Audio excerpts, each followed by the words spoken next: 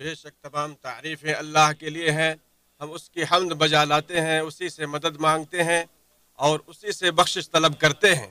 ہم اپنے نفس کی برائی اور اپنے برے اعمال سے اللہ تعالیٰ کی پناہ چاہتے ہیں۔ جس شخص کو اللہ تعالیٰ ہدایت دے دے اسے کوئی گمراہ کرنے والا نہیں، اور جسے گمراہ کر دے اسے کوئی ہدایت دینے والا نہیں۔ اور میں گواہی دیتا ہوں کہ اللہ تعالیٰ کے سوا کوئی سچا معبود نہیں، وہ تنہا ہے، اس کا کوئی شریک نہیں، اور میں گواہی دیتا ہوں کہ ہمارے نبی محمد صلی اللہ علیہ وسلم اس کے بندے اور رسول ہیں۔ بہت زیادہ درود و سلام نازل ہو آپ صلی اللہ علیہ وسلم پر، آپ کی آل اور صحابہ کرام پر۔ حمد و صلات کے بعد اللہ کے بندو، اللہ سے ڈرو جس طرح اس سے ڈرنے کا حق ہے، اور خلوت و سرگوشی ہر حال میں اس کی نگرانی کا احساس اپنے دل میں قائم رکھو۔ مسلمانوں، مال و دولت اللہ عز و جل کی ایک عظیم نعمت ہے جس کے ذریعے زمین آباد کی جاتی ہے، مصیبتوں کو دور کیا جاتا ہے، ضروریات زندگی کی تکمیل ہوتی ہے، اخلاق و مروت کی پاسداری ہوتی ہے، نیک نامی اور تعریفیں حاصل کی جاتی ہیں۔ اسی کے ذریعے مسلمانوں کے مصالح کے حصول کی خاطر تگودو کی جاتی ہے۔ نبی صلی اللہ علیہ وسلم نے فرمایا، حلال مال نیک آدمی کے لیے کیا ہے بہتر چیز ہے۔ اس حدیث کو امام بخاری نے الادب المفرد میں روایت کیا ہے۔ اور انسانی زندگی کی بقا مال کے بغیر ممکن نہیں ہے، اسی لیے مال کو انسان کے لیے مزین کیا گیا ہے اور اس کی محبت دلوں میں ڈال دی گئی ہے۔ اللہ تعالیٰ کا ارشاد ہے، لوگوں کے لیے خواہشات نفس سے محبت جیسے عورتوں سے، بیٹوں سے، سونے اور چاندی کے جمع کردہ خزانوں سے، نشان زدہ عمدہ قسم کے گھوڑوں، مویشیوں اور کھیتی سے محبت دل فریب بنا دی گئی ہے۔ یہ سب کچھ دنیاوی زندگی کا سامان ہے، اور جو بہتر ٹھکانہ ہے وہ اللہ ہی کے پاس ہے۔ زمین میں جو پاکیزہ چیزیں ہیں ان کا اصل حکم یہ ہے کہ وہ بندوں کے لیے مباح ہے، تاکہ رب العالمین کی اطاعت میں ان سے مدد لیں۔ اللہ تعالیٰ کا ارشاد ہے، اور اس نے تمہاری خاطر جو کچھ آسمانوں میں ہے اور جو کچھ زمین میں ہے سب کو اپنی طرف سے مسخر کر دیا۔ تمام پچھلی امتوں کو اللہ تعالیٰ نے فتنوں کے ذریعے آزمایا، اور اس امت کا فتنہ مال ہے۔ نبی صلی اللہ علیہ وسلم نے فرمایا، ہر امت کے لیے کوئی ایک فتنہ رہا ہے، اور میری امت کے لیے فتنہ مال ہے۔ بندہ سے اس کے اپنے مال کے بارے میں پوچھا جائے گا، اس نے اسے کیسے حاصل کیا اور کہاں خرچ کیا۔ نبی صلی اللہ علیہ وسلم نے ارشاد فرمایا، قیامت کے دن کسی شخص کے قدم اس وقت تک اپنی جگہ سے نہیں ہٹیں گے جب تک کہ اس سے نہ پوچھ لیا جائے کہ اس کی عمر کے بارے میں، کہ اس نے اسے کن چیزوں میں صرف کیا، اس کے علم کے بارے میں کہ اس نے اسے کن چیزوں میں خرچ کیا، اس کے مال کے بارے میں کہ اس نے اسے کہاں سے کمایا اور کہاں خرچ کیا، اور اس کے جسم کے بارے میں کہ اسے کن چیزوں کے لیے استعمال کیا۔ اسے امام ترمذی نے روایت کیا ہے۔ لوگوں کے ساتھ مالی تعامل ان کے اخلاق کو پرکھنے کا معیار اور مروت کو جانچنے کا ایک ذریعہ ہے۔ چنانچہ جو شخص لوگوں کے ساتھ مالی معاملہ کرتا ہے اور لوگ اس کی صداقت و امانت کی گواہی دیتے ہیں تو گویا یہ اس بات کی دلیل ہوتی ہے کہ وہ عقل مند اور دیانت دار ہے۔ بندوں کے حقوق قصاص اور عدم معافی پر مبنی ہے، اسی لیے اللہ عز و جل نے لوگوں کو آپس میں ایک دوسرے کا مال ناجائز طریقے سے کھانے سے منع فرمایا ہے، کیونکہ اس سے بغض و حسد اور عداوت کی آگ بھڑک اٹھتی ہے۔ ارشاد باری تعالیٰ ہے کہ اور تم آپس میں ایک دوسرے کا مال ناحق طریقے سے نہ کھایا کرو، یعنی حرام طریقوں سے جن کی اجازت اللہ نے نہیں دی ہے۔ اور مال کی حرمت اسی طرح ہے جس طرح جان اور عزت و آبرو کی حرمت ہے۔ اللہ کے نبی صلی اللہ علیہ وسلم نے قربانی کے دن مینا میں خطبہ دیتے ہوئے فرمایا، اللہ تعالیٰ نے تم پر تمہارے آپس کے خون، اموال اور عزت و ناموس کو اسی طرح حرام کر دیا ہے جیسے تمہارے اس دن کی حرمت تمہارے اس شہر اور اس مہینہ میں مسلم ہے۔ لوگوں کے آپسی مالی معاملات ان بنیادی مباحات میں سے ہیں جن سے لوگ اپنی زندگی میں کبھی بے نیاز نہیں ہو سکتے، اور ان سے کامل استفادہ راست بازی اور امانت داری کے بغیر ممکن نہیں۔ اور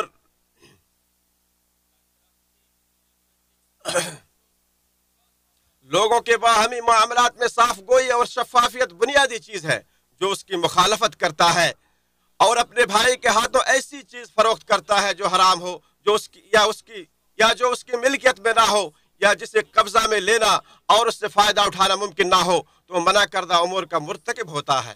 اور ایسی چیز کی خرید و فروخت کرنا جس میں دغا و فریب ہو یا اس قدر مجہول ہو جس کی شریعت میں چھوٹ نہ ہو، या ये कि बेचे जाने वाले सामान में धोखा दही से काम लिया गया हो, तो उनसे मुताल्लिक शरीयत ने वही सुनाई है।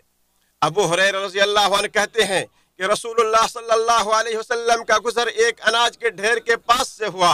आप सल्लल्लाहु अलैहि वसल्लम ने अपना हाथ उसके अंदर डाला तो उंगलियों पर तरी आ गई। आप सल्लल्लाहु अलैहि वसल्लम ने पूछा, ऐ अनाज के मालिक, ये क्या है? वो बोला, पानी पड़ गया था अल्लाह के रसूल। आप सल्लल्लाहु अलैहि वसल्लम ने फरमाया, तो फिर तूने इस भीगे अनाज को ऊपर क्यों ना रखा कि लोग देख लेते? सुन लो, जो शख्स फरेब करे, धोखा दे, वो मुझसे कुछ ताल्लुक नहीं रखता। इमाम मुस्लिम ने इसे रिवायत किया है। सारे मोमिनीन एक ही कुंबा की मानिंद होते हैं और उनमें तफरीका डालने वाली चीजों में एक अहम चीज मालो दौलत में मजमूम मुकाबला आ रही है। चुनांचे जो शख्स अपने भाई के बै पर बै करे या उसके सौदे पर सौदा करे या खरीदने की नीयत के बगैर ही किसी सामान का रेट बढ़ाए तो हराम काम का मुर्तकिब होगा। रसूलुल्लाह सल्लल्लाहु अलैहि वसल्लम ने इरशाद फरमाया, एक दूसरे से हसद न करो, खरीदो फरोख्त में धोखा न दो, एक दूसरे से बुग़्ज़ न रखो, एक दूसरे से मुंह मत फेरो और किसी के सौदे पर सौदा मत करो। इमाम मुस्लिम ने इसे रिवायत किया है। और अल्लाह ताला की ज़ात अजीम है, उसके नाम की कसम सिर्फ अजीम अम्र के लिए खाई जाती है। और बंदे मोमिन बाहमी लेन देन में कसम खाने से परहेज करता है। लिहाजा जो शख्स किसी सामान बै पर सच्ची कसम भी खाता है ताकि उसके जरिए लोगों को उसे खरीदने की रग़बत दिलाए तो उसके माल की बरकत उठा ली जाती है। नबी सल्लल्लाहु अलैहि वसल्लम ने फरमाया, कसम खाना सामान तिजारत की फरोख्त का जरिया तो है मगर उससे बरकत खत्म हो जाती है। बुखारी मुस्लिम। और जो शख्स किसी सामान तिजारत पर झूठी कसम खाता है ताकि वो लोगों में रिवाज पाए तो ऐसा शख्स दर हकीकत बहुत सारे बुरे कामों को जमा कर लेता है, जिनमें झूठ बोलना, अल्लाह अज़्ज़ा व जल की शान में कोताही बरतना और खरीदार को धोखा देना शामिल है। अबू ज़र रज़ी अल्लाह अन्हु कहते हैं कि रसूलुल्लाह सल्लल्लाहु अलैहि वसल्लम ने फरमाया, 3 किस्म के लोग ऐसे हैं जिनसे अल्लाह ताला ना कलाम फरमाएगा, ना उनकी तरफ नजर रहमत से देखेगा, ना उन्हें पाक करेगा और उनके लिए दर्दनाक अजाब होगा। आप सल्लल्लाहु अलैहि वसल्लम ने 3 बार ये फरमाया तो अबू ज़र रज़ी अल्लाह अन्हु ने कहा, बर्बाद हो गए वो लोग और नुकसान में पड़ गए, वो कौन लोग हैं अल्लाह के रसूल? आप सल्लल्लाहु अलैहि वसल्लम ने फरमाया, इज़ार को टखने से नीचे लटकाने वाला, एहसान करके एहसान जताने वाला और झूठी कसम खाकर अपने माल की निकासी करने वाला। इमाम मुस्लिम ने इसे रिवायत किया है। मुआहदों को पूरा करना, अहदो पैमान की हिफाजत करना और लोगों की शर्तों का ख्याल रखना दीन इस्लाम के उन महासिन में से है जिनका अल्लाह ताला ने हुक्म दिया है। अल्लाह ने इरशाद फरमाया, ऐ ईमान वालों, अपने अहद पूरे करो। और नबी सल्लल्लाहु अलैहि वसल्लम ने फरमाया, मुसलमान अपनी शर्तों के पाबंद हैं सिवाय ऐसी शर्त के जो किसी हलाल को हराम कर दे या किसी हराम को हलाल। इमाम तिरमिज़ी ने इसे रिवायत किया है। खरीदार उस चीज़ का मुकम्मल हकदार है जिसकी उसने कीमत चुकाई और नाप तोल में कमी करने वाला जिस कदर खरीदार की हक तलफी करता है उसी के बकदर अल्लाह ताला ने उसके माल को नुकसान पहुंचाने और बर्बाद करने का वादा किया है। अल्लाह ने इरशाद फरमाया, कम तोलने वालों के लिए तबाही है। ये वो लोग हैं जो लोगों से माफ़ कर लें तो पूरा करें और जब उनको माफ़ कर या तोल कर दें तो घटा कर दें। और जो सूदखोर होता है वो अपने हक से ज़्यादा लेता है और चूँकि वो कमज़ोरों को अपनी ताकत दिखाता है इसीलिए ताकत व क़ुव्वत वाले परवरदिगार ने उससे ऐलान जंग किया है। इरशाद बारी ताला है, ऐ ईमान वालों, अल्लाह से डरो और जो कुछ बाकी सूद रह गया है उसे छोड़ दो, और जो कुछ बाकी सूद रह गया है उसे छोड़ दो अगर तुम ईमान वाले हो। अगर तुमने न छोड़ा तो अल्लाह और उसके रसूल की तरफ से तुम्हारे खिलाफ ऐलान जंग है। और उसके अलावा ऐसे शख्स के लिए लानत की भी वईद है। नबी सल्लल्लाहु अलैहि वसल्लम ने इरशाद फरमाया, रसूलुल्लाह सल्लल्लाहु अलैहि वसल्लम ने सूद खाने वाले पर और सूद खिलाने वाले पर और सूद लिखने वाले पर और सूद के गवाहों पर लानत की है और फरमाया कि वो सब के सब बराबर है। इमाम मुस्लिम ने इसे रिवायत किया है। मजदूर में ताकत और अमानतदारी का होना जरूरी है। इरशाद बारी ताला है, बेशक बेहतर नौकर जिसे तू रखना चाहे वो है जो जोर आवर और अमानतदार हो।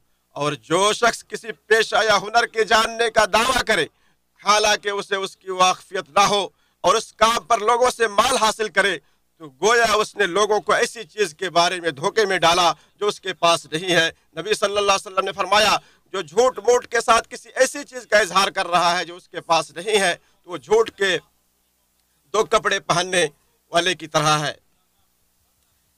यानी जो चीज اپنے پاس نہ اسے بڑھا چڑھا کر پیش کرے تاکہ اس کے ذریعے لوگوں کے نزدیک اپنی برتری ثابت کرے اور باطل طریقے سے خود کو مزین کرنے کی کوشش کرے تو یہ مذموم عمل ہے۔ اور اللہ سبحانہ تعالی ظالموں کا حریف ہے، اور اس نے اس بات کی صراحت کی ہے کہ وہ 3 طرح کے لوگوں کے اعمال کی سنگینی کی وجہ سے ان کا حریف ہوگا۔ ان میں سے وہ لوگ ہیں جو نوکروں اور مزدوروں کو ان کے حقوق نہیں دیتے یا ان کی ادائیگی میں ٹال مٹول کرتے ہیں۔ نبی صلی اللہ علیہ وسلم نے ارشاد فرمایا، اللہ تعالیٰ کا ارشاد ہے کہ 3 طرح کے لوگ ایسے ہوں گے جن کا قیامت کے دن میں مدعی بنوں گا۔ ایک وہ شخص جس نے میرے نام پر عہد کیا اور توڑ دیا، اور دوسرا وہ شخص جس نے کسی آزاد انسان کو بیچ کر اس کی قیمت کھائی، اور تیسرا وہ شخص جس نے کسی کوئی مزدور اجرت پر رکھا، اس سے پوری طرح کام لیا لیکن اس کی مزدوری نہیں دی۔ امام بخاری نے سے روایت کیا ہے۔ جو شخص کسی کو قرض دے کر اس کے ساتھ حسن سلوک کرتا ہے تو اس کا شکر ادا کرنا چاہیے، اور قرض دار جو قرض کی ادائیگی کی طاقت رکھنے کے باوجود اسے ادا نہیں کرتا یا اس میں ٹال مٹول کرتا ہے تو وہ ظالم اور احسان فراموش ہے۔ نبی صلی اللہ علیہ وسلم نے فرمایا، مالدار شخص کا قرض کی ادائیگی میں ٹال مٹول کرنا ظلم ہے۔ بخاری و مسلم۔ اور بندوں کے حقوق کی بنیاد ان امور پر ہے کہ حقدار کو اس کا حق دیا جائے، اور اگر کوئی غیر مستحق مطالبہ کرے تو اس کو روکا جائے، اور رشوت دینے والا اور لینے والا دونوں اللہ کے نزدیک ملعون ہے۔ عبداللہ ابن عمر رضی اللہ عنہ نے فرمایا کہ رشوت دینے والے اور لینے والے دونوں پر اللہ کے رسول صلی اللہ علیہ وسلم کی لعنت ہے۔ امام ترمذی نے اسے روایت کیا ہے۔ اور جو شخص کوئی عہدہ سنبھالے یا کسی منصب پر فائز ہو یا فرض زکوٰۃ کی وصولی کے لیے نمائندہ بنایا جائے اور وہ لوگوں کے ہدایا و تحائف کو اپنے لیے قبول کرتا ہو تو وہ خائن ہے۔ ارشاد نبوی ہے، زکوٰۃ وصول کرنے والے عامل کا کیا معاملہ ہے؟ ہم اسے زکوٰۃ وصولی کے لیے بھیجیں اور اسے لے کر آئے اور پھر یہ کہے کہ یہ مال آپ کے لیے ہے، یہ مال آپ کے لیے ہے اور یہ مال مجھے ہدیہ دیا گیا ہے، کیوں نہیں وہ اپنی ماں یا باپ کے گھر بیٹھا رہا پھر دیکھتا کہ اسے ہدیہ ملتا کہ نہیں؟ قسم ہے اس ذات کی جس کے ہاتھ میں محمد کی جان ہے کہ تم میں جو شخص بھی اس میں خیانت کرے گا وہ اسے قیامت کے دن اپنی گرفت پر اٹھائے ہوئے آئے گا۔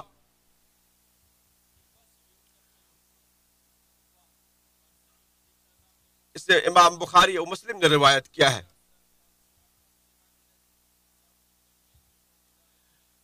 اور امانت اتنی اہم شے ہے کہ نبی کریم صلی اللہ علیہ وسلم نے اپنی بعثت کے ابتدائی دور میں ہی اس کی ادائیگی کا حکم دیا تھا۔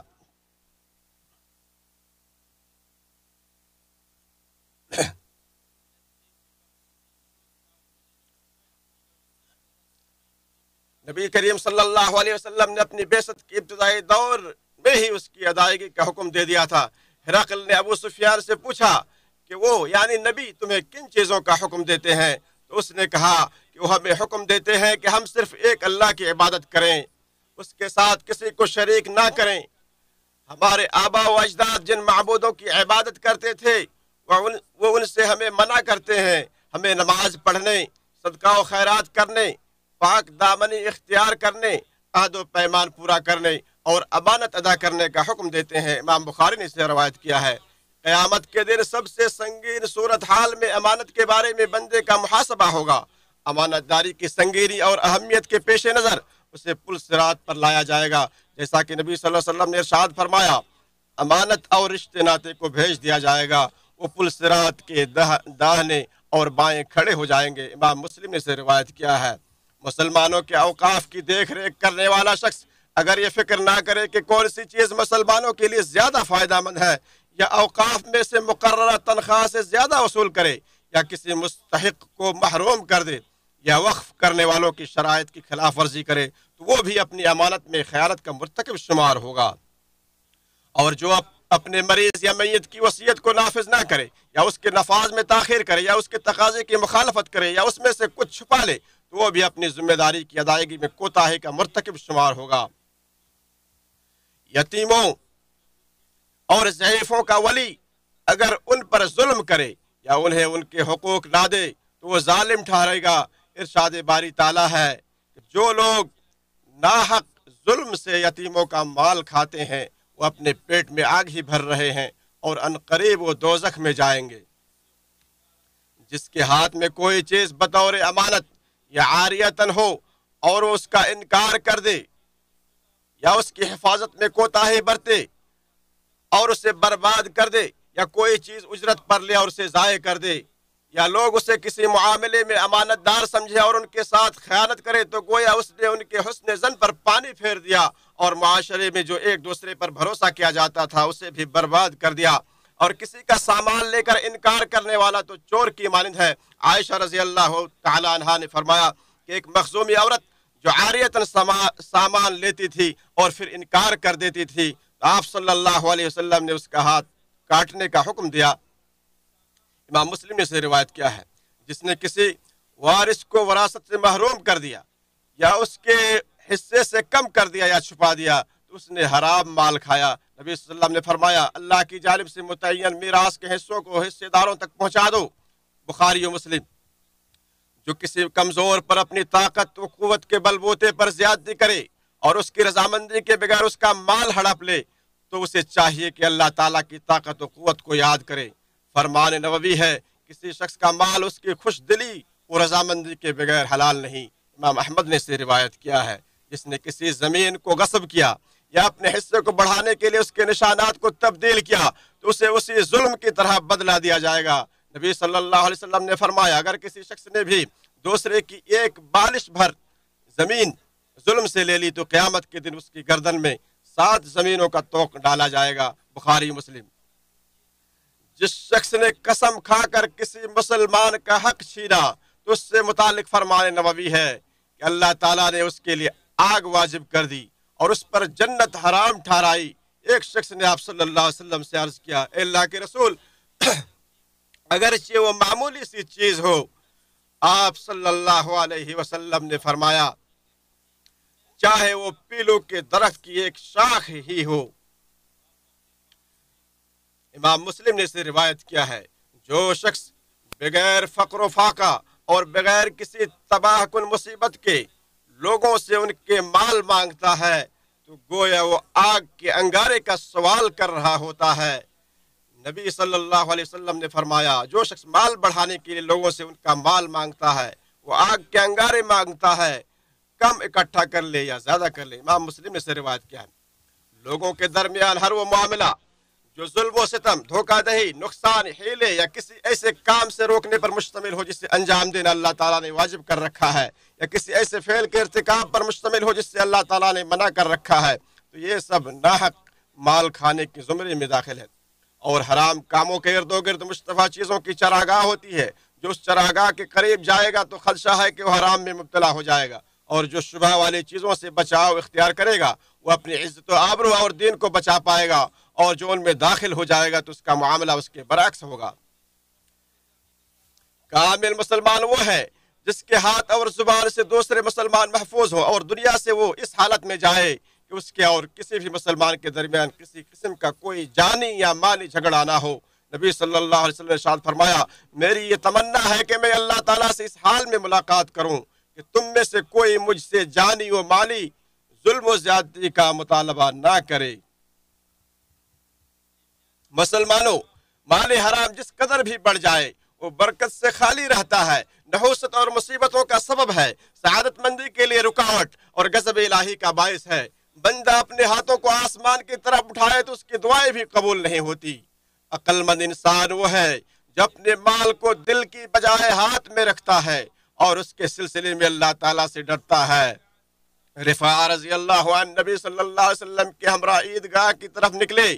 آپ صلی اللہ علیہ وسلم نے لوگوں کو خرید و فروخت کرتے ہوئے دیکھا تو فرمایا اے تاجروں کی جماعت، تو لوگ رسول اللہ صلی اللہ علیہ وسلم کی بات سننے لگے اور انہوں نے آپ کی طرف اپنی گردنیں اور نگاہیں اونچی کر لیں۔ آپ صلی اللہ علیہ وسلم نے فرمایا تاجر لوگ قیامت کے دن گنہگار اٹھائے جائیں گے سوائے اس کے جو اللہ سے ڈرے، نیک کام کرے اور سچ بولے۔ امام ترمذی نے سے روایت کیا ہے حلال مال اگرچہ مقدار میں کم ہی ہو، اگر انسان قناعت پسند ہے تو وہی کافی ہو جاتا ہے، اور بندے کے لیے یہی تھوڑا مال اس سے بہتر ہے کہ وہ تعلیمات الہیہ اور ورع و تقوی کا خیال کیے بغیر مال کے سلسلے میں مقابلہ آرائی کرتا رہے۔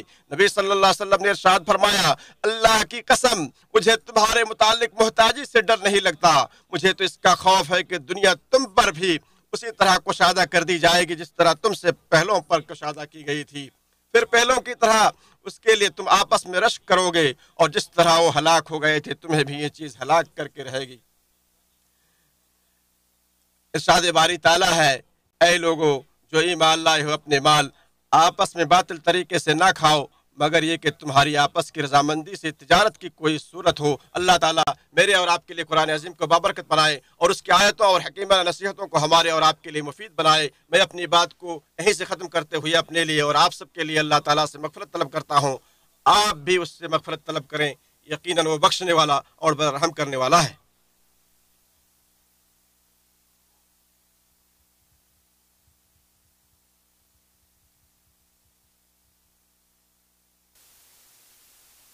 یہ ہے اس کے احسانات پر اور ہر طرح کا شکر ہے اس کی توفیق اور انعامات پر۔ میں اللہ کی عظمت شان کا اعتراف کرتے ہوئے گواہی دیتا ہوں کہ اس کے علاوہ کوئی معبود برحق نہیں، وہ تنہا ہے، اس کا کوئی شریک نہیں، اور میں گواہی دیتا ہوں کہ محمد صلی اللہ علیہ وسلم اس کے بندے اور رسول ہیں۔ بے شمار درود و سلام نازل ہو آپ پر، آپ کے آل اور صحابہ کرام پر۔ مسلمانوں پاکیزہ حلال مال کافی مقدار میں ہے، اور اللہ نیک اور پاک تینت لوگوں کا پالنہار ہے، جو اللہ کی عطا کردہ نعمتوں میں حدود الہیہ کا پاس و لحاظ رکھے گا اور اس کی طرف سے دیے گئے رزق میں اس کے حقوق کو ادا کرے گا تو اللہ تعالیٰ اسے اور زیادہ عطا کرے گا، اس کی عزت افزائی کرے گا، اس کی دعا قبول کرے گا، اس کے تھوڑے مال میں برکتیں نازل کرے گا اور اس کے رزق میں کشادگی عطا کرے گا۔ اللہ تعالیٰ جسے حلال مال عطا کرے اور اسے اطاعت کے کاموں میں لگائے اور معصیت و گناہ کے کاموں میں خرچ کرنے سے اجتناب کرے تو یہ وہ نعمت ہے جس پر نیک لوگ بھی رشک کرتے ہیں۔ نبی صلی اللہ علیہ وسلم نے فرمایا، حسد یعنی رشک صرف دو آدمیوں پر کرنا چاہیے، ایک وہ شخص جسے اللہ تعالیٰ نے قرآن پاک عطا کیا اور وہ رات کو نماز میں اس کی تلاوت کرے، دوسرا وہ شخص جسے اللہ تعالیٰ نے مال و دولت سے نوازا تو اسے رات کے گھڑیوں اور دن کے مختلف حصوں میں اللہ کی راہ میں خرچ کرتا رہا۔ بخاری مسلم۔ در حقیقت مفلس وہ نہیں ہے جو مال کی کمی کی وجہ سے غریب ہے، بلکہ مفلس وہ ہے جس نے نیکیاں حاصل نہ کی، گناہوں کو نہ چھوڑا، باطل طریقے سے لوگوں کے مال کھائے اور لوگوں کی جان اور عزت و آبرو پر ناحق حملے کیے۔ پھر یہ جان لیں کہ اللہ تعالیٰ نے آپ سب کو اپنے نبی پر درود و سلام بھیجنے کا حکم دیا ہے، چنانچہ اللہ نے قرآن میں ارشاد فرمایا، اللہ تعالیٰ اور اس کے فرشتے نبی صلی اللہ علیہ وسلم پر رحمت بھیجتے ہیں، ایمان والو تم بھی ان پر درود و سلام خوب بھیجتے رہا کرو۔ اے اللہ ہمارے نبی محمد صلی اللہ علیہ وسلم پر درود و سلام اور برکت نازل فرما۔ اے اللہ خلفائے راشدین ابوبکر، عمر، عثمان، علی سے راضی ہو جا جنہوں نے حق و انصاف کے ساتھ فیصلے کیے، بلکہ تمام صحابہ کرام سے راضی ہو جا اور اپنے جود و کرم کی بارش کرتے ہوئے ان کے ساتھ ساتھ ہم سے بھی راضی ہو جا۔ اے اکرم الاکرمین، اے اللہ اسلام اور مسلمانوں کو عزت و غلبہ عطا فرما، شرک اور مشرکوں کو ذلیل فرما، دشمنان دین کو تہس نہس کر دے۔ اے اللہ اس ملک کو اور تمام اسلامی ممالک کو امن و امان اور خوشحالی کا گہوارہ بنا دے۔ اے اللہ ہمارے امام اور ان کے ولی عہد کو اپنے پسندیدہ امور کی توفیق دے، نیکی و تقوی کے کاموں پر لگا دے اور ان کے ذریعے اسلام اور مسلمانوں کو فائدہ پہنچا۔ اے سارے جہانوں کے پالنہار، تو مسلمانوں کے تمام حکمرانوں کو قرآن پر عمل کرنے اور شریعت کو لاگو کرنے کی توفیق عطا فرما۔ اے ہمارا رب ہمیں دنیا میں نیکی دے اور آخرت میں بھی بھلائی عطا فرما اور عذاب جہنم سے نجات دے۔ اے ہمارا رب ہم نے اپنے نفسوں پر ظلم کیا اور اگر تو ہماری مغفرت نہ کرے اور ہم پر رحم نہ کرے تو واقعی ہم نقصان پانے والوں میں سے ہو جائیں گے۔ اے اللہ تو ہمیں بارش عطا کر۔ اے اللہ ہم نے اپنے نفسوں پر ظلم کیا۔ اللہ کے بندو، اللہ تعالیٰ عدل کا، بھلائی کا اور قرابت داروں کو مالی تعاون دینے کا حکم دیتا ہے اور بے حیائی کے کاموں، ناشائستہ حرکتوں اور ظلم و زیادتی سے روکتا ہے۔ وہ خود تمہیں نصیحت کر رہا ہے تاکہ تم نصیحت حاصل کرو۔ وہ اللہ جو عظمت اور جلال والا ہے، اسے یاد کرو، وہ تمہیں یاد کرے گا، اور اس کی نعمتوں پر اس کا شکر ادا کرو، وہ تمہیں اور زیادہ عطا کرے گا۔ بے شک اللہ کا ذکر بڑی چیز ہے، جو کچھ تم کر رہے ہو اللہ اس سے خبردار ہے۔